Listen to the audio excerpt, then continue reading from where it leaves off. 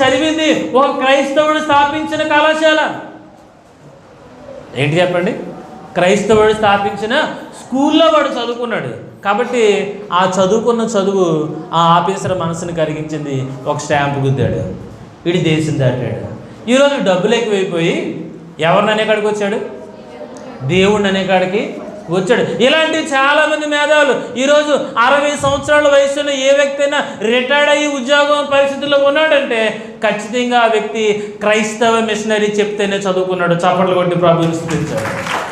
మనం అనుకుంటాం జ్యోతిరావు పూలే, సావిత్రిబాయి పూలే వారే విద్య నేర్పారు అనుకుంటాం. సావిత్రిబాయి పూలేకి విద్య నేర్పింది ఎవరు? ఏంటి చెప్పండి? సావిత్రిబాయి పూలేకి విద్య నేర్పింది ఎవరంటే ఒక క్రైస్తవురాలు. చప్పట్లు కొట్టి ప్రభువుని స్తుతించాడు. కానీ మనకి ఎవరు గుర్తుంటుంది? కాకినాడలో మెక్కలారెడ్డి స్కూల్ అని ఉంటుంది. సోమలకోట నుంచి కాకినాడ దాకా ఏముంటుంది తెలుసా? కోతి చేతి